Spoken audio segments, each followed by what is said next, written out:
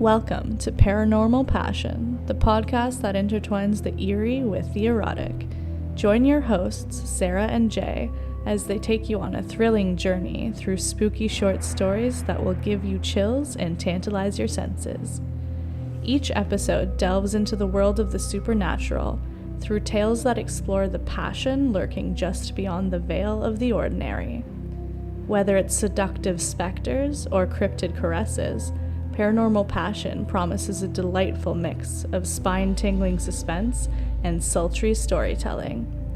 Tune in, turn off the lights, and prepare for an unforgettable experience that will leave you breathless and wanting more. Keep in mind that Paranormal Passion is intended for adult audiences, as it can get quite spicy. Listener discretion is advised.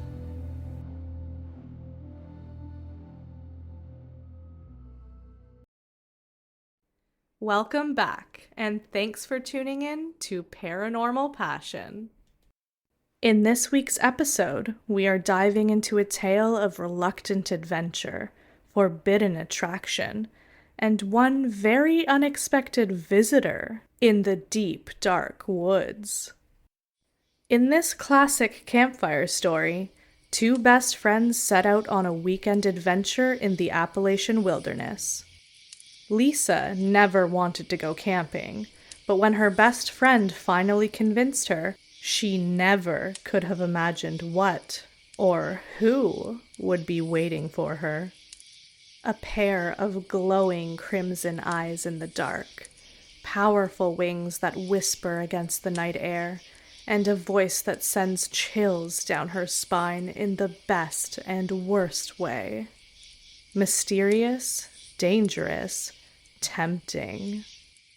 What would you do when the thing that should terrify you the most is also the thing that you can't seem to resist? Turn down the lights, pour yourself something strong, and settle in for a tale that's equal parts terror and temptation. Paranormal Passion presents Firelight and Wings.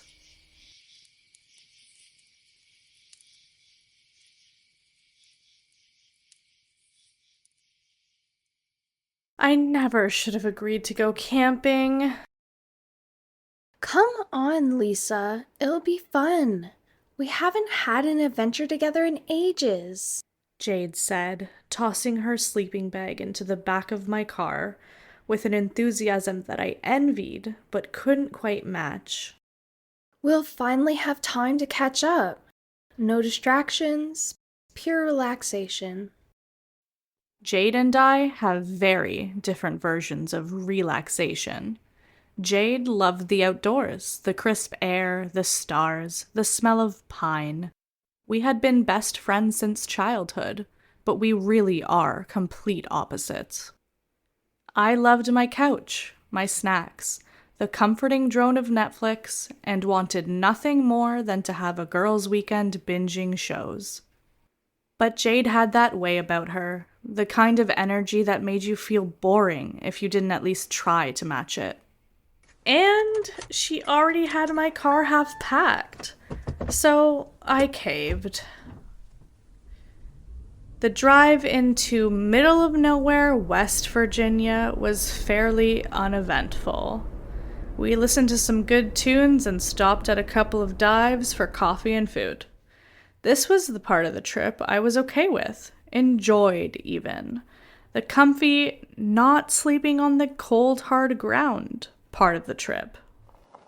Once we arrived at our destination, middle of nowhere, the suffering began.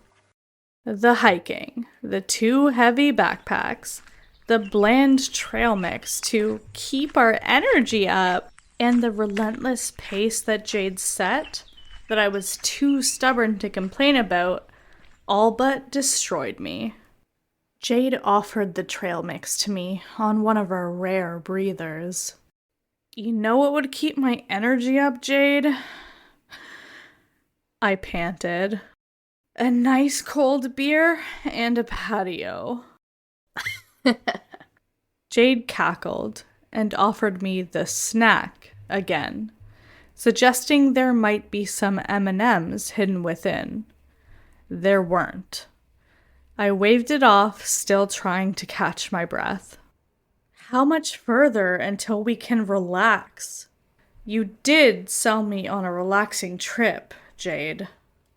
I scowled at her. Look around. We're here, Jade announced. I dragged myself off the log I had all but collapsed on, still scowling. I looked past Jade. I hadn't noticed we had come upon the edge of a clearing. My jaw dropped. I guess it is kind of beautiful, I said, but the word didn't do it justice. A field of wildflowers spread out before us. I could hear the trickle of a small stream in the adjacent woods and the rush of a waterfall, its source in the distance. Butterflies danced from flower to flower as birds sung their melodic songs. It was breathtaking, magical. I felt like I had fallen into a fairy tale. I guess Jade had noticed that the scowl had fallen from my face. I glanced at her, and she was beaming back at me, very pleased with herself. Did I do good? She asked triumphantly. I guess, I said coyly. I dropped my bag and slowly walked into the meadow, letting my fingers caress the tops of the flowers as I passed, treading on mossy, luscious ground. The smell was intoxicating, truly surreal. I told you I knew a spot. Jade's voice rang out behind me, but I could hardly hear it. I stripped off my clothes and headed straight for the glimmering river in the trees, eager to wash the sweat and grime from my body. We spent the rest of the day casually setting up camp while enjoying the fresh air and hot sun. We cooled ourselves in the sparkling river and baked in the sunshine, soaking up the pristine beauty of our little clearing in the woods. Before long, the birdsong had faded, taking with it the dance of the butterflies, as the sun fell behind the walls of the trees that surrounded us. Their song was replaced by ominous silence, save for the crackling of the fire that Jade had built. The butterflies' dance had been substituted by the frantic flight of moths darting in and out of the flames, sometimes getting too close, a sharp sizzle of their wings before plummeting to the ground. Now we were camping. Deep in the woods, not a soul nearby for miles and miles.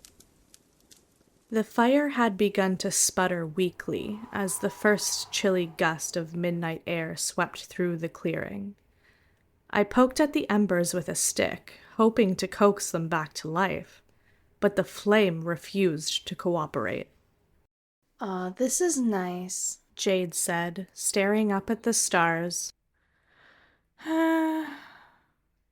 I sighed in response, giving up on the failing flames and wrapping my arms around my knees. The woods were too quiet, the kind of silence that made every rustle in the underbrush feel like an alarm bell. Did you hear that? Jade asked suddenly, sitting up straighter, the relaxation in her voice replaced with a tinge of fear. My stomach tightened. Hear what? She tilted her head, her eyes narrowing as she listened. Then I heard it too, a faint, rhythmic sound, like something massive slicing through the air. Probably an owl. There are owls in the woods, right? I reasoned, though my voice shook. Yeah, an owl, Jade replied, but she didn't sound convinced.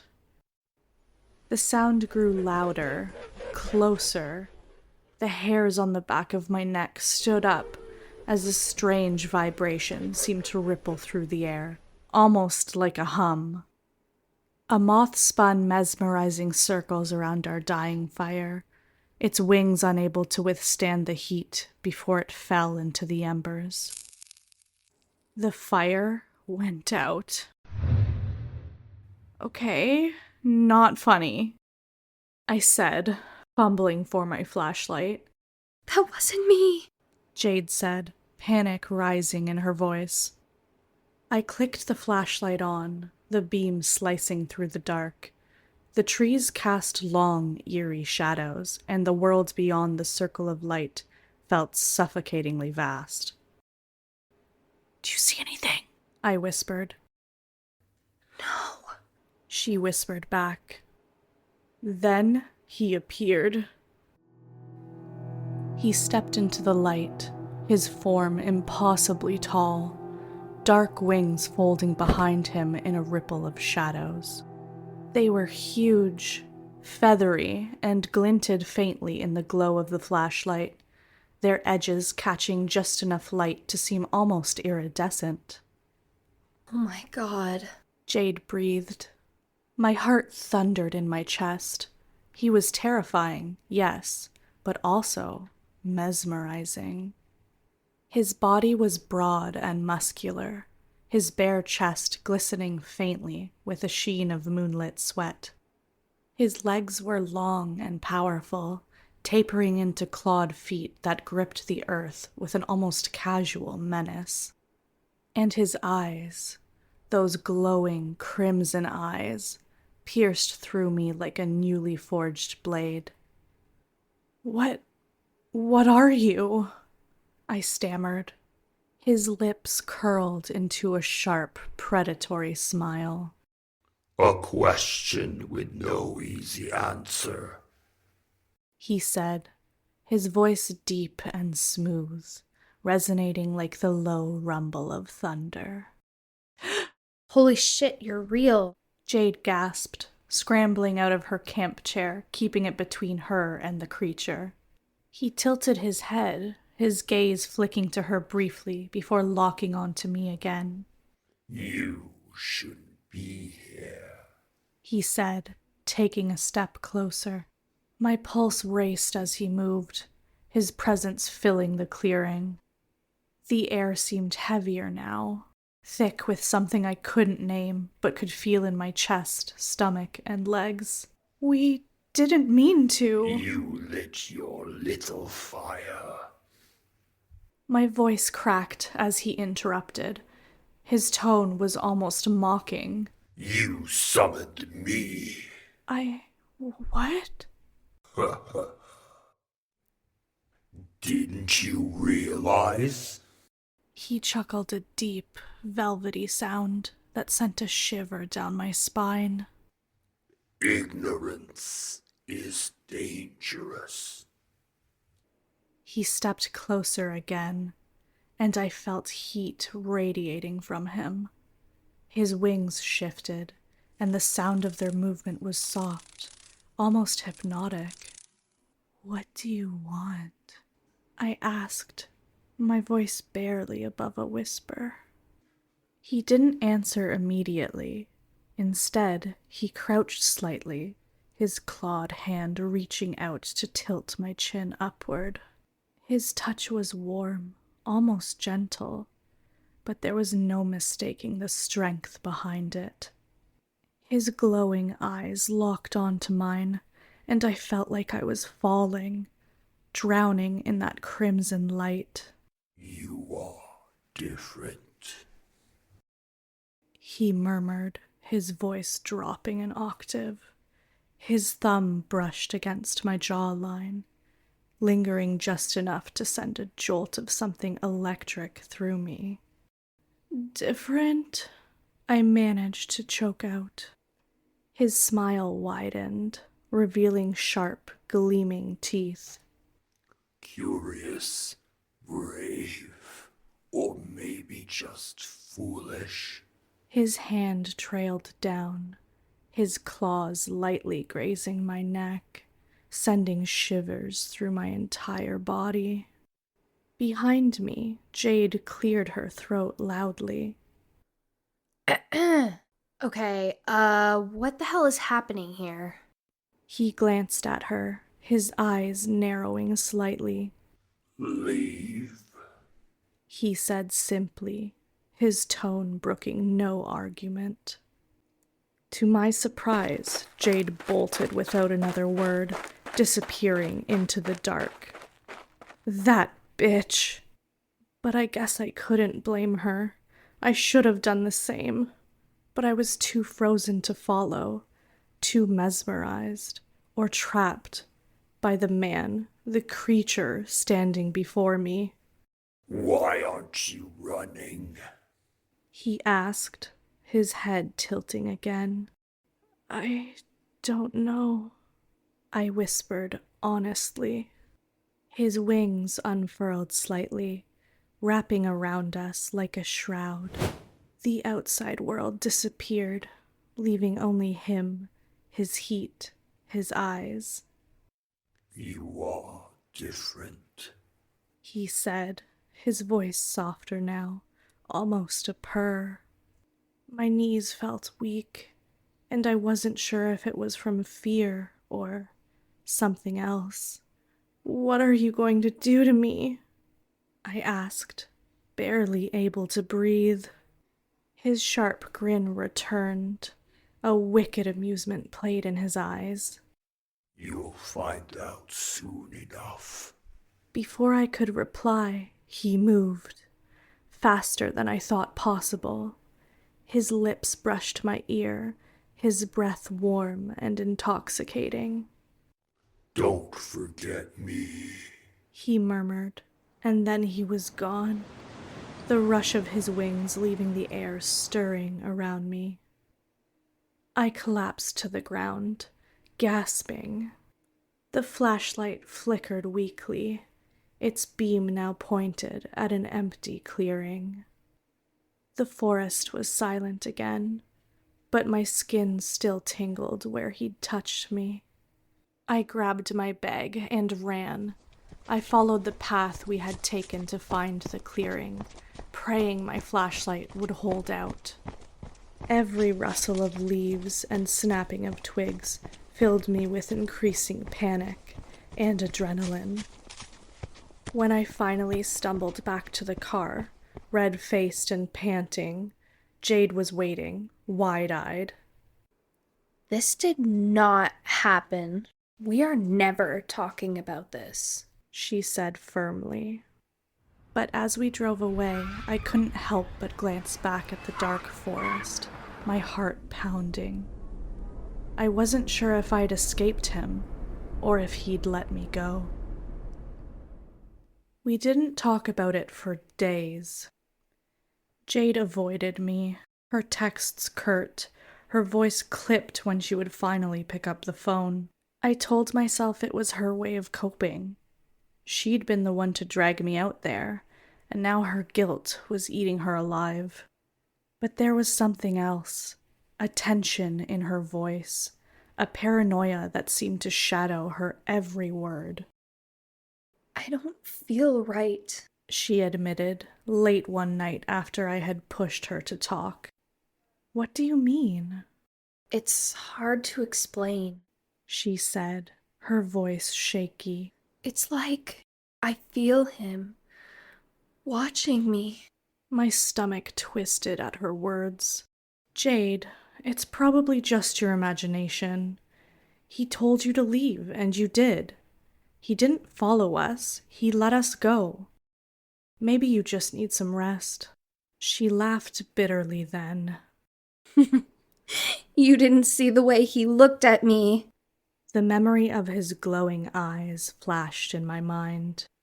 The ghost of his electric touch sent a tingle through my body. Jade. I've gotta go.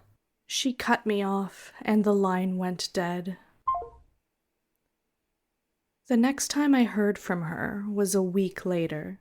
She sounded exhausted, her voice hoarse like she hadn't slept in days. I think he's here. Outside my window, I saw wings. Panic shot through me. I'm coming over. No, don't. I didn't listen. Panic clawed at my chest as I grabbed my keys and bolted out the door. Her apartment wasn't far, but the drive felt endless.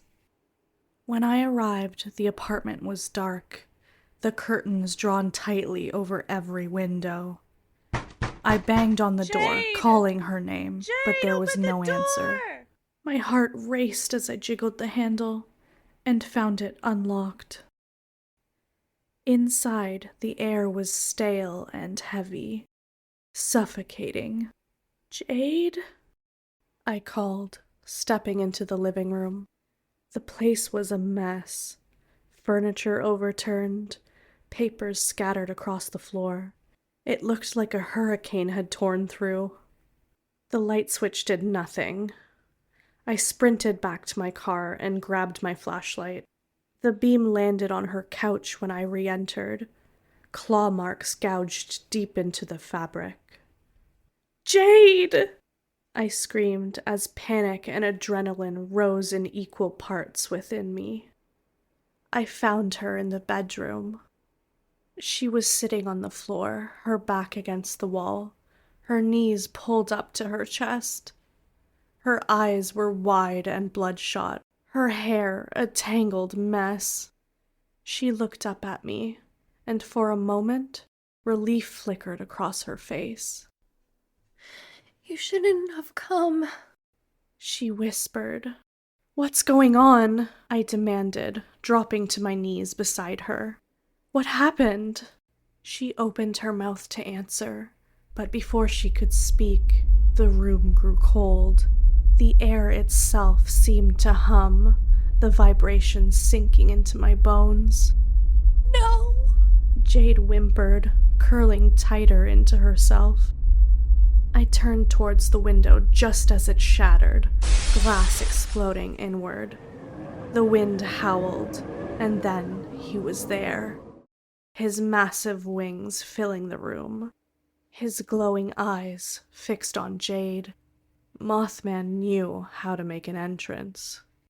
You. His red eyes locked onto mine. You couldn't stay away, could you?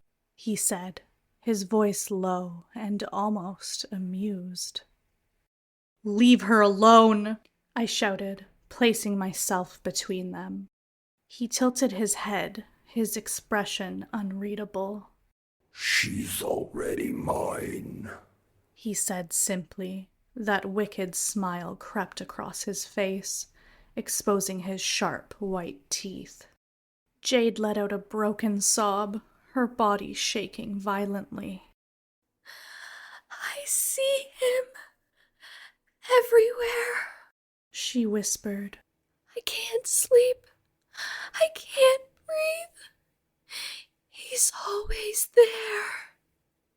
"No!" I screamed, moving to shield her. You can't stop this. He said, his voice deep and unyielding. "She's done nothing wrong," I shouted, my voice breaking. She trespassed. He growled, his gaze never leaving her. She called to me and my kind when she lit her little fire, and now the debt must be paid. Jade sobbed, clutching at my arm. "I didn't mean to. I didn't know." He crouched, wings spread slightly, his presence suffocating. Ignorance does not absolve. He stepped closer, his presence overwhelming. Jade screamed as his clawed hand reached for her, and this time there was no gentleness in his touch. He gripped her arm, pulling her to her feet as though she weighed nothing.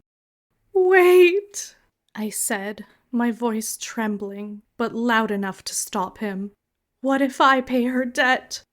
The room fell silent. Even Jade stopped crying. Her wide, tear-streaked eyes snapped to me as she struggled against his clawed hand. His head tilted, the faintest glimmer of curiosity flickering in those terrifying eyes. You would offer yourself. "Yes," I said, my heart pounding. "Take me instead." A slow, predatory smile spread across his face. You don't know what you're offering. His rippled arm relaxed, letting go of Jade, his prey forgotten. "I don't care," I said, forcing myself to hold his gaze. "Just let her go." He stood, his full height towering over me, his wings stretching until they seemed to smother the very air in the room. "How very noble of you," he said, his voice like the growl of distant thunder as his crimson eyes traced the length of my body. "I'll do it," I said firmly, though my knees felt weak. "Very well." Before I could react, his clawed hand shot out, gripping my wrist with the heat that burned and soothed at once. The world blurred, and I felt a rush of wind and pressure as his wings enveloped me. When I opened my eyes, the bedroom was gone. We stood in the clearing under the full moon. The forest around us was completely silent. His wings folded behind him as he stepped closer, his eyes gleaming with an intensity that made my pulse quicken and my knees threaten to buckle.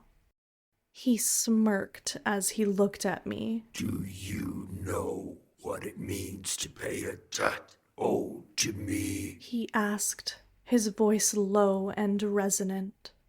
"No," I admitted, my voice barely above a whisper.